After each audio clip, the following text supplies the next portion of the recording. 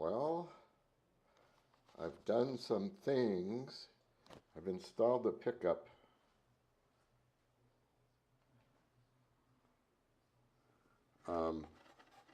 Down here, these wires have been secured with a number of applications of crazy glue. They're not moving anywhere. I'm hoping to keep it intact. This end pin block was thin enough to accommodate the standard jack. Otherwise, this thing is ready to have the back put on, and this is the same thickness as this. It's an extension. The thickness that I need on the angle of this neck is the same as the height of this bridge that's going to end up there. That sounds a little weird. Anyway, we're going to put the back on. I've leveled this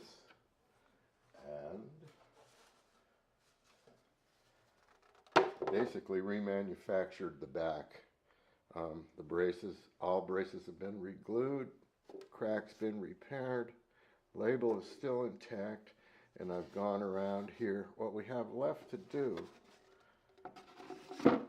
is this area, this area, this area. That's where the braces tie in.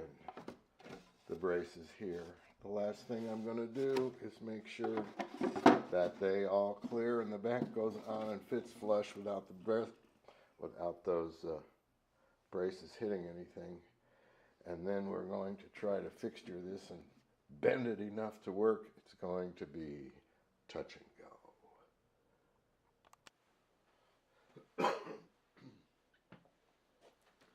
Howdy. We got the back on and pretty good neck angle. We're going to be locating the bridge. This has a half scale length, that is to the 12th fret, of 12 7/16. That would be a true scale length of 24 7/8. Well, we're going to add an eighth to that, just to the very leading edge, and more like another 16th. So at the very least we're adding an eighth. And the old bridge was about a quarter of an inch out because it was a steel guitar. Nobody really cared. So that sets the length this way, and we're going to locate it this way.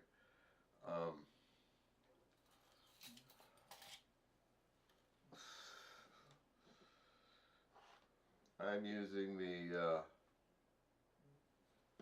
previous footprint as a general guideline for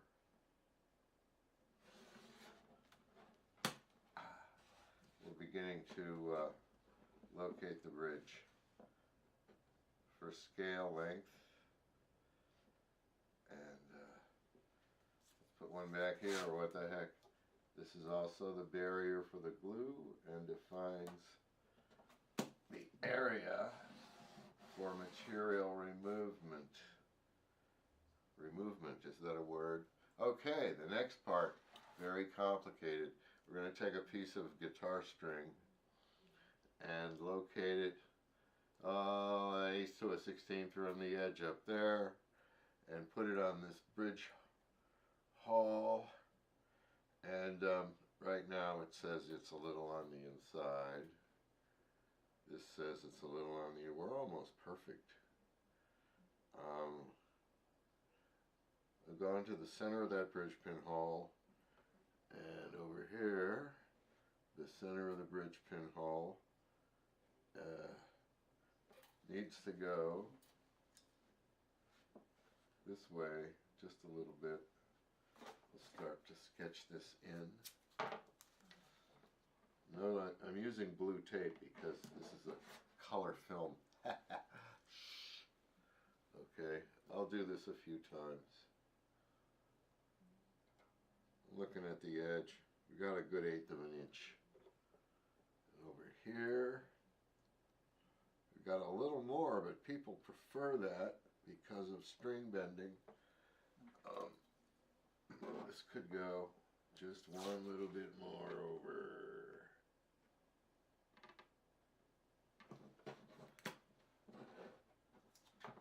We're almost located. I'll check it one more time, but you can only do so much in this world.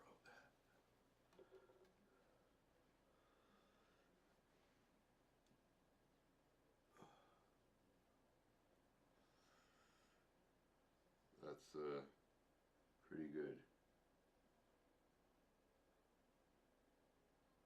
Pretty good. Not bad. I can't complain. Yeah, it needs to come back this way just a tad. The last thing I'll do is that. Then I will scrape the entire area away with a single edge razor blade or whatever else is required. Then we will hopefully make sure this is fairly level. Glue the bridge on with some go bars out in the shop. Okay, not much there, but it'll be a playable guitar after the bridge is on. So, these are go bars. They go up to the ceiling. I'm using 3 of them. The one in the middle is a little heavier. By pressing down, the function of the pyramid, what are those little pyramids for? Well, they're for pushing down on these things. Not really, but they work out that way. Pushing down on these is important. There are numerous layers of tape, and I have gone through with water and paper towels and cleaned out the squeeze out a number of times. This thing will be setting up over the next few hours, and I will slowly peel away the tape. We'll roll away the stone. Here's a layer we'll take off. This will expose a little more of the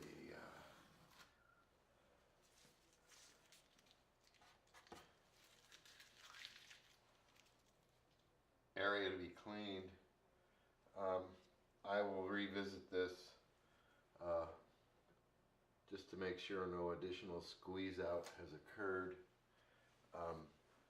Major importance here is to remember when gluing this in is to put the slot on this side and the holes on that side. Otherwise, this thing's got pretty good looking geometry, so we got the neck angle right. Okay. So, this is what we've worked for the last month. Not that much total time. Is when I set this straight edge on these frets, it should just be even with the top of this bridge.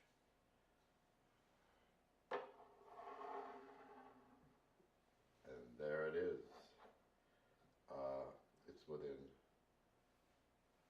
It's on the money. Part of that's because I could lower this if I needed to. It's been sanded down just a little bit. Basically a full height bridge. Now, we put the back on last night, and this conjures up images of footballs and monkeys. It's a crazy process, basically. Glue goes all the way around, and we start restraining it through here because there's very little distortion. But I had to distort this thing more than I really wanted to get the neck angle where it needed to be. It's not that extreme, and it's typical. left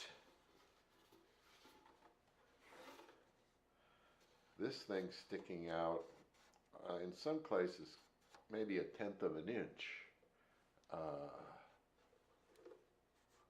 The back, I've had to push this whole part down to get the neck angle back to relieve all the distortion. So it's actually shortened by a 1/16 to almost 1/8 of an inch. That causes a bulge here. The side is bulged out a 1/16 of an inch more than the back, and it's done evenly. Now, in topology, this is the science of surfaces, there's an equivalent dip in here where this thing had to accommodate all the various forces, so there's an equivalent dip in there too. This is all to be expected. We're going to fill this space with a new miracle product. After 50 or 60 years, there really is now plastic wood, which consists of your cyanoacrylate and wood dust. I'm going to, you put in a layer, you drop in a layer of this, and you schmooze on. This has been independently invented by every other luthier in America, I'm sure. Going back to this fret process that I used, where I'm literally snapping these in with basically finger or hand pressure. This method has now been adopted by many luthiers throughout the United States and probably the world. It's being advocated at Stuart McDonald. And the process I'm using I arrived at independently, but it just makes a lot of sense. Okay.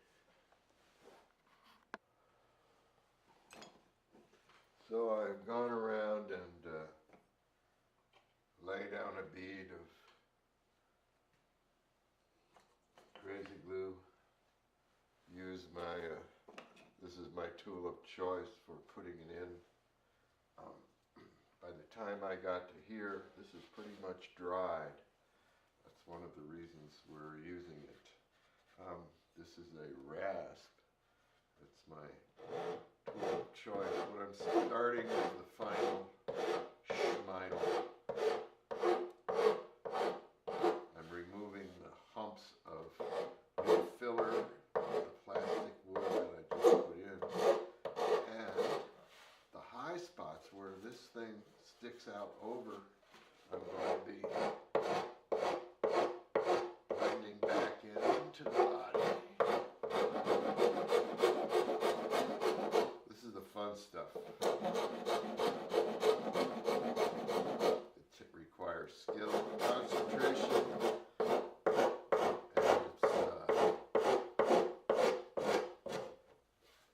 it's stress relieving at the same time. As you can see the results, this is my tool of choice. It's just evolved over the years of doing this. Eventually I get to sandpaper.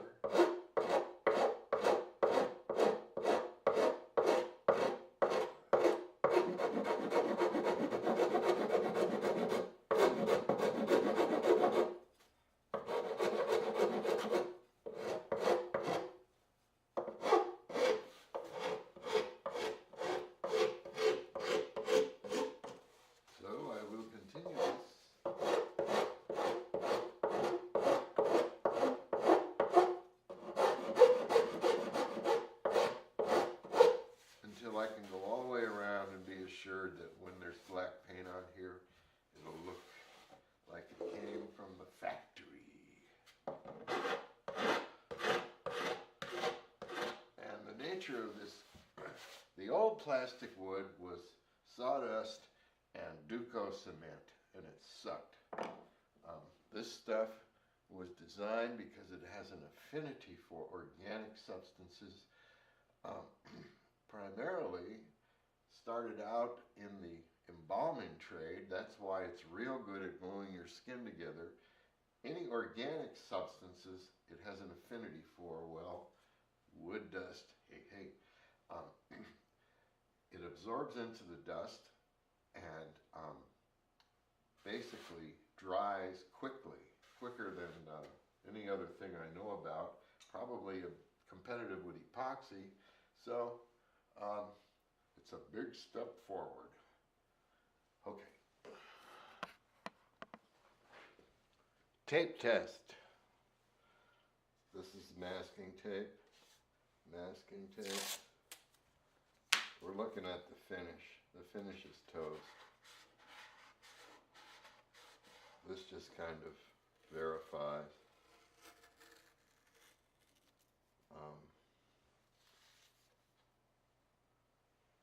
It's kind of dirty. It's picking up the finish. That's to be expected. We're going to go to basic black, so I will just sand the PP out of the whole guitar. As to the neck, I'm not sure yet. I'll email the owner and see. I like this patina, and it represents an old part of the guitar, but everything else is going to be new. We'll find out. I haven't showed much of the process. It's kind of like it was invented by doing, and it contains one of my trademarks, which is play. Play and creativity are directly related. We don't know how to play as adults. We're afraid to play. Afraid to make mistakes. Mistakes is when you learn. You learn almost only. I'm just playing. I'm pushing this stuff. It's absorbing the crazy glue. And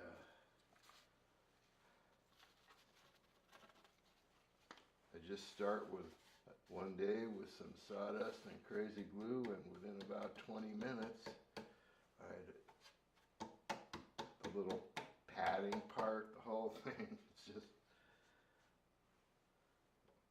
but it's making a, here's another area that I've just done, and let's see here.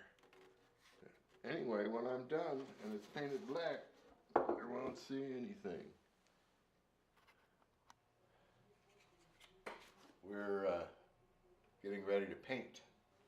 I've removed the finish from the back. Oops, excuse me, from the back.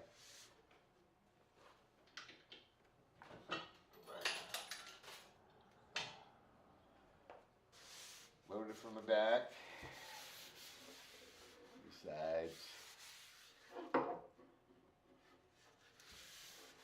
Still working on some of it here. And the top. We did the tape test on the top. If I try to put a finish on top of a finish that's going to come off, it won't work. There's skin oils that have been absorbed into here more than the other surfaces, and this isn't quite so bad. But